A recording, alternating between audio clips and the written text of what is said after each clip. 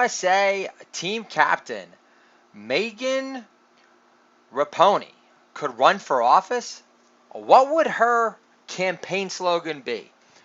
Bring back the L word to Netflix, Obama? You're our only hope. Can I get a holla? For some patriotic cued, more than deserved dumpage, holla! But seriously, what would her campaign slogan be? Drag Queen Library Reading Hour can make Bette Midler great again before she based her worldview on unibrow Maddow.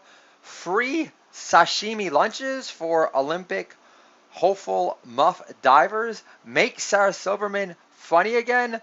Pussy Riot safe spaces when Ivanka becomes the first female U.S. president in 2024. At the supermarket, I get 2 tall boys of throwback Pinner IPAs because they were 2 for $5, among other reasons. Checking out, I say to the grocery clerk, "You don't know what a Pinner means because you were born with a vape pen in your mouth." De Blasio's wife was a lesbian before they got married, but we're supposed to believe garlic breath converted her? He eats pizza with a fork and knife, but burying his beak into her slippery snatch is a plausible theory to digest. Bill and Hillary Hammer Time Cankles got booed at Billy Joel during his MSG show because in his 80s prime, Billy Joel's biggest hits were considered lullaby music for Republicans by our Jack Black nation at large. The birth rate in New York is at an all-time low. Lena Dunham's frumpy quadruple rollage look getting a ridiculous amount of encouraged love on Instagram isn't helping. Also, foodie hipsters are porked out already from meat sweats. The birth rate in New York is also at an all-time low because you never hear any Taylor Swift songs about guys who pass out mid-thrust inside her Tootsie Pop treat because millennial musketeers don't drink. If Michael Jackson were alive today, what would his defense be? Beatles royalty points can't buy me love. My first parenting stance was only exposing my daughter to Woody Allen films, which came out pre-Sun Yi, and only playing Michael Jackson songs from the Jackson 5, so my pedo star band stance is more black and white. I wonder if Dave Chappelle feels like a less sanctimonious twat for jerking off the genius of R. Kelly in his Netflix special, while also using the Emmett Till story to fabricate more fake news bullshit racist charges against Obama's better half. If President Trump doesn't grant political asylum to Tommy Robinson, I don't see him doing dick to prevent big tech from silencing voices, highlighting what the rape enablement party has become. Sorry. Let's see a raid of like Antifa's headquarters first. And then I'll become a believer.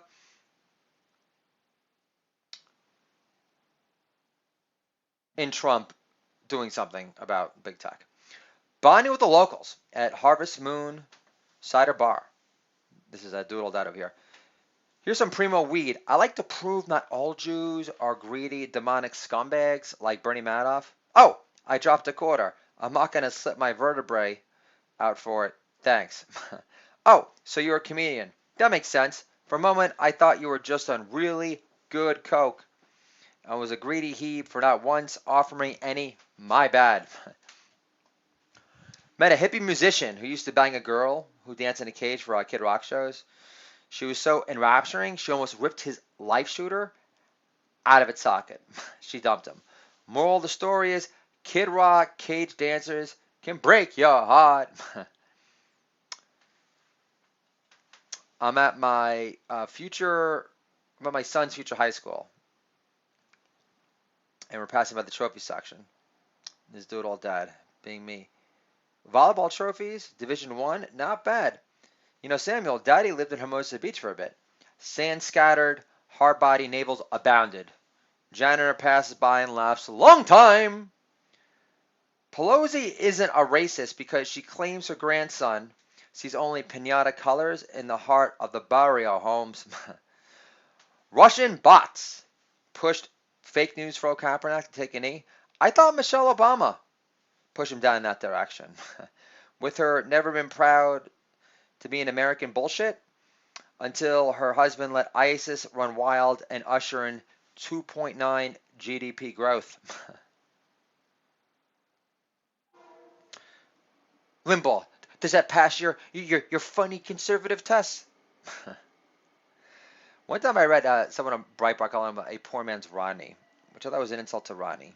I mean, Rush is fine. I just never really understood he's so hilarious. I mean, he's nice to speak some sense and logic, but hilarious is a major stretch. I remember reading his book when I was a kid.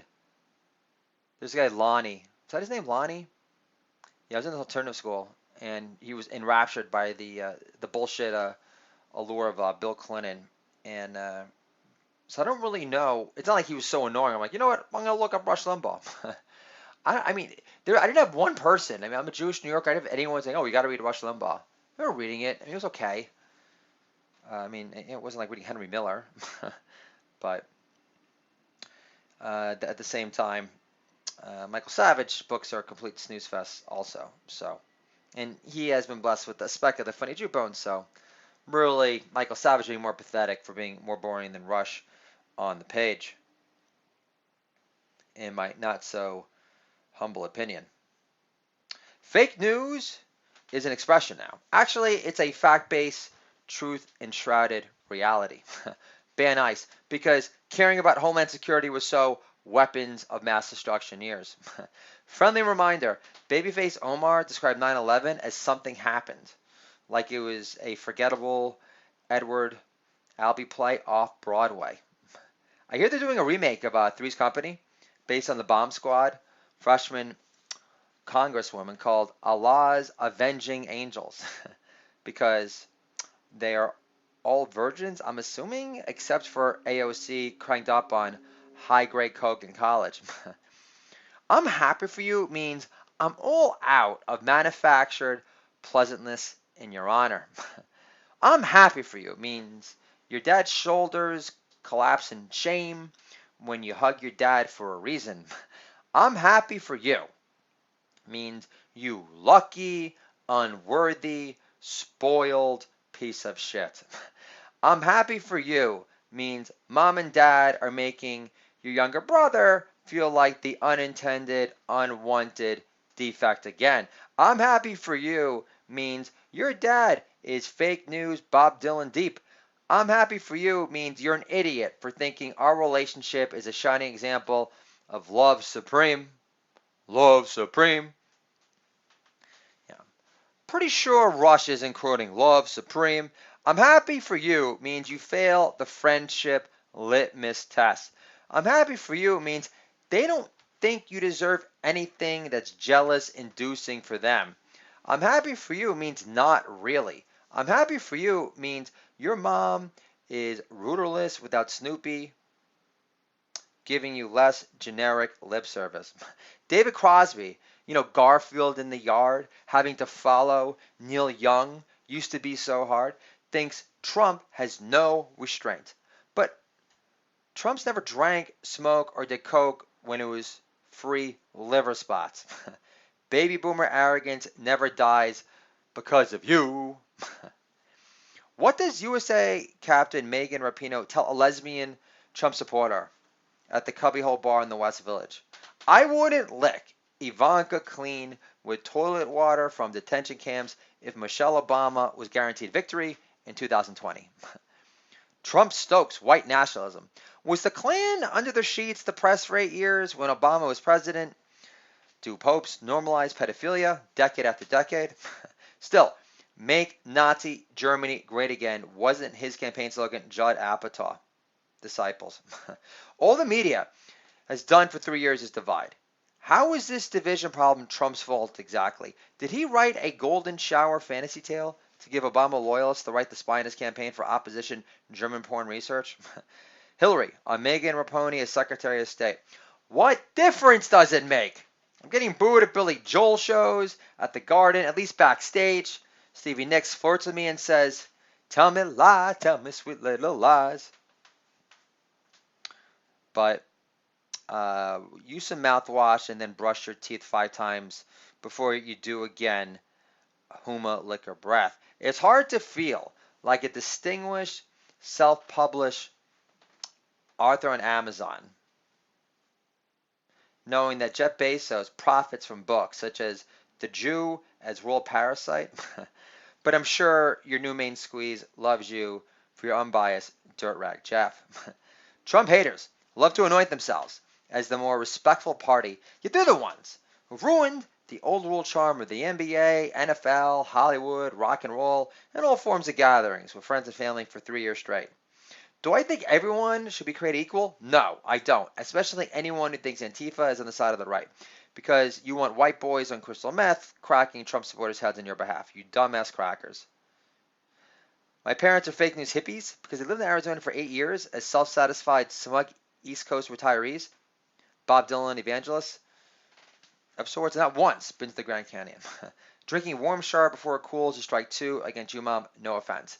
Instructing the DJ to stop playing the Star Spangled Banner by Jimi Hendrix at my wedding to close out the night during my wedding party in a beautiful sculpture garden outside of Woodstock is strike three against you, Dad. I'm in the car talking to my wife. Wife says, when you were in Vegas singing Aerosmith, I got the kids in bed early every night. And I said, but your parents were here for 2 out of those 3 nights, and your mom's boring by English banker on holiday standards. Me at Kohl's, trying to get a second opinion. And the worker at Kohl's says, at weddings, this is after I told her that for my brother's wedding, second engagement in the past 3 years, my mom told me on the phone from like Tahoe that the game plan was for them to sit on the bride's side. I'm sorry, the game plan was for my mom and dad to sit on the bride's side while my family of 5, my 3 kids and my beautiful wife, would sit on the other side, the side my parents are supposed to be on, the immediate family side. So I shares with the worker. And the worker says, at weddings, you're supposed to sit on the side of immediate family. And I said, so my mom and dad seating themselves on the bride's side means they only care about family separation for illegal aliens. This is the Do It All Dad Year podcast, dad-friendly entertainment for you and me. Controlling our kids with comedy can make our kids great again. Do It All Dad does jokes, available on Kobo, Amazon, Apple iBooks. Hardcover will be available soon. But perhaps your brain is not in like primo consume mode in the sense that you're not ready to have your brain overloaded by such intense, super smart, A+ shtickery in the form of a book that's joke, ha, joke, ha, times infinity. So if you're interested in a book that plucks at the heartstrings, that will make you hug your son closer, that will inspire you to show more interest in your son's heart, soul, passions, dreams, or if you're looking for inspiration as far as a great tale about a do-it-all dad that is able to relive his childhood through a more mature live-through lens, was able to develop 3 incredibly super sweet, incredibly punchy, fuss-free kids as a whole. And if you're looking for the ultimate love letter for do-it-all dads, as far as a testament to fatherhood and all the wonderful riches it holds for those put in the work, you could buy Controlling My Kids, a Comedy, a love story, a collection of love letter essays to fatherhood, and it being the best unplanned divine intervention thing that ever happened in my life. And it really is a beautiful, blessed thing to do good to your children and to do your best to live by a very strong example and to control ownership of their education. I mean, I understand, like our dads, they commuted and they sucked up jobs they didn't like, but they didn't have to live through AIDS. They didn't have to live through 9/11, and they didn't have to live through these sanctimonious twats like David Crosby, acting as if like they have the pulse on like the real America. I mean, they do, but like they're not any better because baby boomer arrogance never dies, and baby boomers never had to experience the two killer recessions we've had. And you didn't invent the internet, we did. Doctors in your generation didn't have the need to come up with HIV extension life drugs, but our generation did, and we took care of that too. And so I'm not going to feel bad. I'm not going to feel bad for the baby boomer, okay? And you hear these stories. Well, they got divorced because it became like it became like a viral thing for its time. Or you hear, oh, all these guys, they got married too young. I don't want to hear it. You grew up in the '60s. Elephant Man could have gotten laid 50 million times at Woodstock. I don't want to hear it. I don't feel bad for you. I don't. Not at all. Although I do feel bad for baby boomers that refuse to wake up to reality and realize that their precious news media and Rapewood and Silicon Valley are all corrupt, anti-American,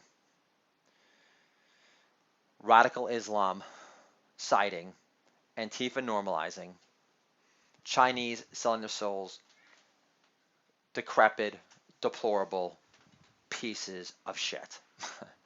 And you're fake news smart and you're fake news moralist for thinking any more of what Rapewood, news media, and what Silicon Valley purports and has become. Are there good people there? Sure. But there aren't enough. And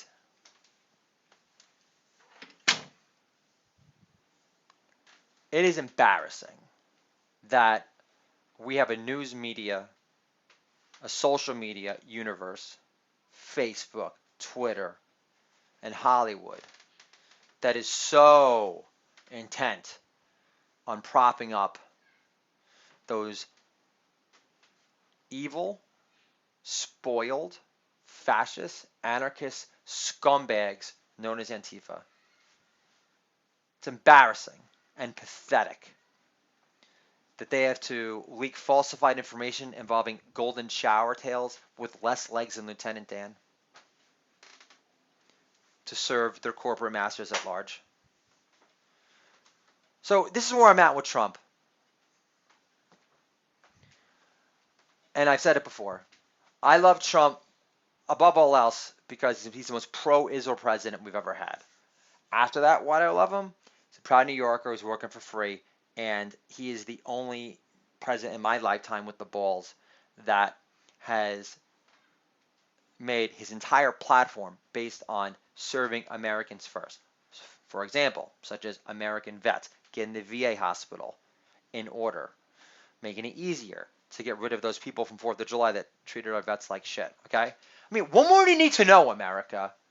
You ask a cop, you ask someone in the military, they pro-Trump, yes. So that's it. I mean, what more do you want the government to do for you? I mean, the thing is, I'm unique. I'm in a home right now. It was a government loan. It was a government loan. It was a grant. I call it my comedy grant. I didn't seek it out. I've never been one to seek handouts ever. But, my wife's a nurse. She revitalized blue-faced babies back to life for a living. One of them died on her about a week ago, which is horrific. I'm not saying, oh, we deserve a house because of that. But, so I get the importance of everyone needing starter money at some point to like start a business. And sometimes there's just bad luck. Or people are battling with addiction and all that stuff. I am more than empathetic to that. But, I grew up, in, upper middle class Westchester. And all I know is that my parents, being there to help out when I fucked up again did me way more bad than good. And that it was only after my parents cut me off and I was in California, Southern California, before the dot-com implosion, and I got a job at Remington International in Westwood. I became the cold calling beast within, I would say, 7 months' time. But prior to that, it was absolutely brutal. I would cry in the bathroom basically every other day. Hung up all the time. Burned more bridges than Godzilla. I didn't have any family out there, just like I don't now with 3 kids to look after. And it's before social media, so I couldn't rely on my Twitter peeps or WordPress peeps or my podcast peeps, if I really want to call them peeps. Buy some fucking books already, and I'll start speaking in more flowy, emotive terms. What else are you guys buying? I don't get it. If you're waiting for the hardcover, just send me an email. So they'll be like, listen, we think your writing is so momentous, we think it's an insult to read in an ebook. I could take that. That would be a legitimate excuse. But really, what else are you reading this summer? There's Goonish. It's either jerk off Trump or dump on him, call him a racist. That's it. But that's only like skins the surface. Do I talk about Trump? Yeah. But I don't talk about Trump to be funny. I go after his targets because they're my targets. You call our president stupid, crazy. You're calling me stupid and crazy. Because I'm a supporter. I'm a believer. I do believe that there is pedophilia. There is global sex trafficking. I do believe Anthony Bourdain got murdered because he was going to expose it. He had the best life ever. Did you see pictures of him before he killed himself, allegedly? When he was practicing jiu-jitsu? There's a picture with him and Iggy Pop from the Stooges. And Iggy Pop looked like the bloated lost one who hadn't had a hit since David Bowie gave a shit. So I just pray that our president, in the end, busts up Google, Facebook, and Twitter good, because they're not just platforms. That's obvious. They're obvious publishers because they edit and curate content. And when it's all said and done, they do nothing to silence people that practice violence against Trump supporters, that make violent threats, and that being the Antifa people, that being Farrakhan disciples. And I mean, it's all just repetitive at this point, right? I mean, like, why am I even wasting my breath? Like, this is nothing new, okay? It's just pathetic. We got AOC, the woman's from freaking Yorktown Heights, and she's considered like the beacon of reason. It blows my mind.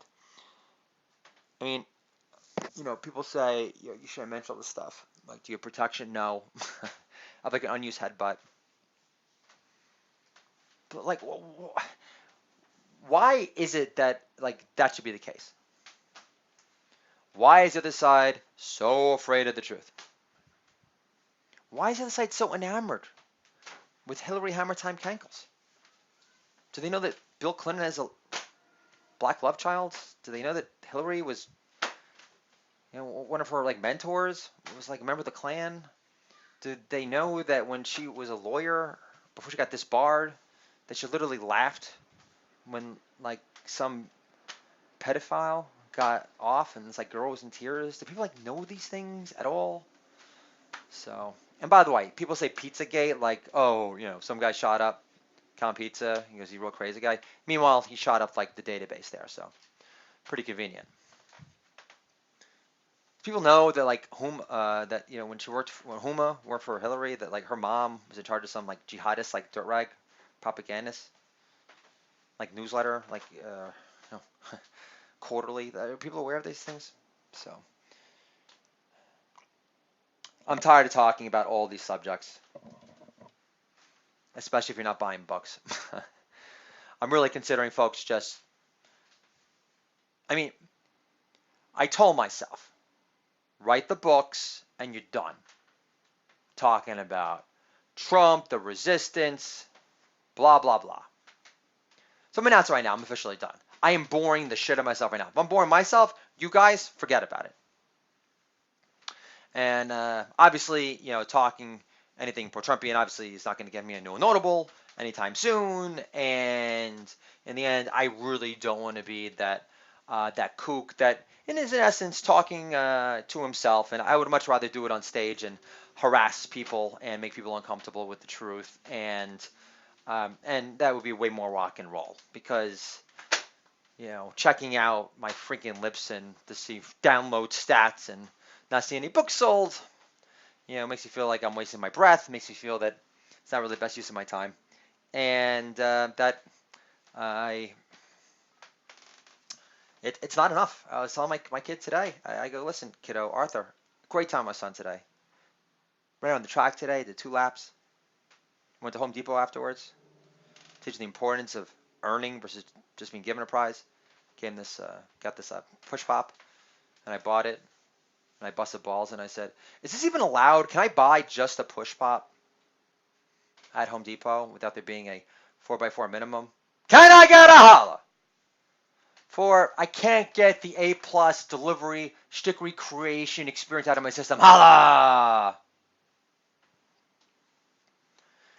So I'm done talking about Trump. I really pray he does something for Tommy Robinson. It's a longer conversation. He reported on Muslim raping gangs, and he's going back to jail. It's insanity. So, Trump, if you're listening, really appreciate being invited to your social media summit. Because I know Bill Mitchell is such riveting fucking conversation compared to me. But if you're listening out there, or one of your people, your campaign manager with the goatee, Brow, whatever his name is, do something for Tommy Robinson. Actually do something against Twitter and Facebook. And do something about Antifa. Like, do something about Antifa first, and then I'll become a believer and believe that this long-awaited IG report will actually have consequences, resulting in Comey and blah, blah, blah. All the P. dossier conspirators going to jail. It's just like an extended blue ball jerk at this point. I'm so tired of it. I can't believe 3 years of my life I've been consumed with. It's unbelievable. But, when you have these like jihadists freaking in Congress, Rashida Tlaib, Babyface Omar, and you're a proud New Yorker, it's hard to shut up. But it's not making my family any money. But the material is great. But I will take it on the road. Again, Arrigo Disciples, you got some balls. Trump's going to win again. Barnes Summer Barber Shop USA. Book me, and I will shine. And that's that. Moving forward, so what am I going to talk about on the podcast? My wonderful kids. Do you care? Do doodle dads enjoy working remote? Do they get tired of their wives? They get tired of their children? I'm not. I certainly have no desire to like rush back into Manhattan. 0.0 desire. But I have other books planned. So I'm not going to let the anemic book sales numbers discourage me. But it feels great to write 2 books. And I can't wait to get them in hard copies. And I can't wait to actually get out of the house in the sense of actually selling them to the locals here where I live in North Salem that I've developed relationships with. Very patriotic section of the country. God's country. And it's beautiful. and I want to get my Larry Bird basketball court here, and we will make that happen. And I'm gonna stop calling you guys Doodle Dad Nation. I think it's a little cheesy. Buy some books. We'll talk. I love it how my podcast has gotten like super confrontational. Where basically I'm like reducing your usage to me is buy my books as a qualifier to whether I should give a shit about trying to entertain you with like free material. I'm just so tired of being hilarious for free. When I have to watch the Baywatch film like 8,000 years after the fact. Absolutely love it. And then see freaking, oh, what's his name?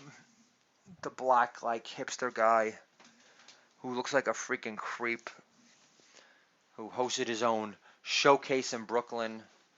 And what's his name? It doesn't make a fucking difference. That's my point.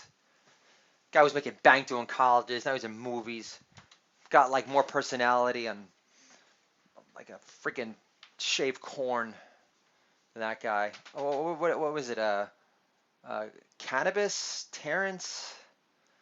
Oh, he was on a roast once. He was awful. Hannibal Terrace. Oh God. And then I agree about Tracy Morgan bombing the ESPYs. How do you bomb the ESPYs? How is that possible? Old school joke. J.R. Smith was banned from riding his hoverboard in the locker room after wins because the Cavs PR director insisted JR was high enough already. Can I get a holla for retiring the holla for some holler one last time till you guys start buying some books? Holla! I'm going to name this podcast Start Buying Books, Motherfucker, or I'm not wasting my breath on you anymore, and the podcast is done. So, podcast is therapeutic. It's helped my performing chops, I think. But I do want to give a shout out to Paul Stonick, because Paul has been a true bud, and I know he's been a big fan of the Holla for Holla. And it's always great to get instructive feedback, and that's what it really comes down to, folks. Is that it's great to perform, it's great to write books, it's great to get likes and everything, but like the real action is out there, and real life interaction. Now, don't get me wrong, like I don't want to become like best friends with you. It's not like I carried away, but it is more fun and way more rock and roll to get laughs in person and on stage. But then there's like the old dilemma. It's like, do I really want to spend all this time away from my family and entertaining strangers? I don't know. But we're going to have to figure it out, folks. Because the money is running out fast. I love the fact that I decided to just like go completely long and just ruminate on future money issues and my extreme displeasure over my anemic book sales so far. And me expressing extreme frustration over working for free. But that's what you got to do. You got to put in the hours, man. You got to put in the hours. And if you're good enough, you'll be discovered. So, I'll write more books. But you guys, I totally get where Savage is coming from, but like just wanted to mix it up and not just talk about Trump. It would blow up my fucking brains if I had to talk about politics all the time, especially for 3 hours at a time. So, God, I've bared my soul. You know how I feel. You know what side I stand on. And that's for upholding freedom of speech and silencing any anti-Semitic runt that dares to downplay 9/11 on my watch. This is the Do It All Dad, your podcast, dad-friendly entertainment for you and me. what Gen X parents understand. Controlling our kids with comedy can make our kids great again. And I'll talk to you guys when I'm in the mood again soon. Have a beautiful night. God bless. That was for my mother-in-law. Not. Talk to you soon.